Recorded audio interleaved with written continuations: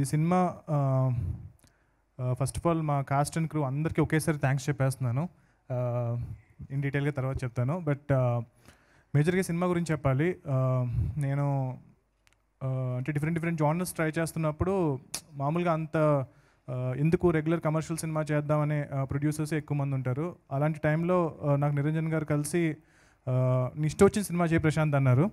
So ఆయన ఆ రోజు నాకు ఆ కాన్ఫిడెన్స్ ఇవ్వడంతో నేను ఎప్పటి నుంచో అనుకుంటున్న సూపర్ హీరో జానర్ చేయాలి నాకు ఏదైతే ఉందో చిన్నప్పటి నుంచి ఆ జానర్ సినిమా చేద్దామని డిసైడ్ అయ్యాను. సో అందరికన్నా ఇష్టమైన హనుమంతుడు మనందరికీ తెలిసిన దేవుడు, అట్ ద సేమ్ టైం ఆయన సూపర్ హీరో. సో ఆయన ఉన్న డిఫరెంట్ శక్తులే మనం డిఫరెంట్ యూనివర్సెస్లో చూస్తూ వచ్చాము. సో ఆయన మీద సినిమా చేయాలి అని చెప్పి నేను శ్రీ సరస్వతి శిశు మందిర్ అనే స్కూల్లో చదువుకున్నానండి. ఆ స్కూల్లో మాకు చిన్నప్పటి నుంచి కూడా రామాయణం, మహాభారతం అని చెప్పుకుంటూ వచ్చేవారు. సో నా స్కూల్కి నేను అంత డబ్బులు ఏం సంపాదించలేదు కాబట్టి ఇప్పటికి ఇంకేం చేయలేకపోయాను. బట్ ఈ సినిమా చేయడం అనేది నేను నా స్కూల్కి తీర్చుకుంటున్న రుణం అని నేను ఫీల్ అవుతున్నాను. సో నాకు చిన్నప్పటి నుంచి మా సదాచారం అని చెప్పి మాకు ఒక సబ్జెక్ట్ ఉండేది. సో అందులో మాకు ఎలా ఉండాలి అని నేర్పించే ప్రాసెస్లో మాకు రాముడు ఎలా ఉండేవారు, మన పురాణ పురుషులు ఎలా ఉండేవారు అని చెప్పి నేర్పించుకుంటూ వచ్చారు. బట్ ఇప్పుడు ఈ జనరేషన్లో పిల్లలకి చాలామందికి అది రీచ్ అవ్వట్లేదు. సో నాకు వచ్చిన బెస్ట్ కాంప్లిమెంట్ ఏంటి అంటే టీజర్ తర్వాత మా అబ్బాయి అంటే ఒక ఎన్ఆర్ఐ నాకు మెసేజ్ పెట్టారు. సో మా అబ్బాయి నా దగ్గరికి వచ్చి, నాన్న హనుమాన్ అంటే ఎవరు నాన్న, హనుమంతుడి గురించి నాకు చెప్పు నాన్న అన్నాడు. నాకు చాలా హ్యాపీగా ఫీల్ అయ్యాను. సో అలా అడిగేలా చేసినందుకు చాలా థ్యాంక్స్ అని చెప్పని అన్నారు. సో నాకు అది చాలా పెద్ద అచీవ్మెంట్లా అనిపించింది. సో మన పురాణాల్లో ఉన్న ఎవరైతే మహాపురుషులు ఉన్నారో సో వాళ్ళ దగ్గర నుంచి మనం చాలా నేర్చుకోవచ్చు. సో వాళ్ళల్లో ఉన్న క్యారెక్టర్స్ని అన్నీ తీసుకుంటూ at the same time direct పురాణంలో ఉన్న సినిమా నేను చేసేంత మెచ్యూరిటీ నాకు ఇంకా రాలేదు. సో ఆ క్యారెక్టర్స్ని ఇన్స్పైర్ అయ్యి ప్రజెంట్ డేలో సెటప్ చేసి మన కరెంట్ జెన్జీకి అర్థమయ్యేలాగా, సో వాళ్ళకి ఎగ్జైటింగ్గా అనిపించేలాగా కొత్త స్టోరీస్ని బిల్డ్ చేస్తూ నేను ఈ యూనివర్స్ని స్టార్ట్ చేశాను.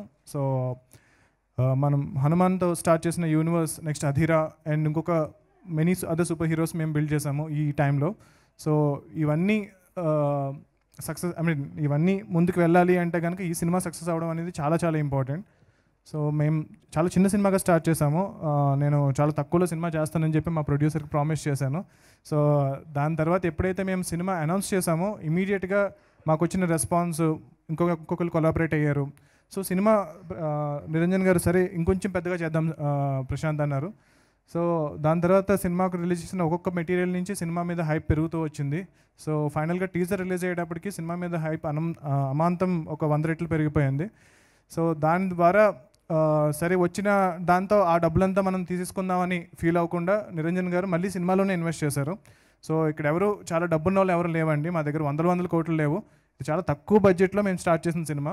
అలాగే చాలా జాగ్రత్తగా ఎవ్రీ పెనీ జాగ్రత్తగా వాడుకుంటూ ఈ సినిమాని పెంచుకుంటూ వచ్చాము. సో ఇది పెద్ద సినిమా కాదండి, యాక్చువల్గా చాలా చిన్న సినిమా.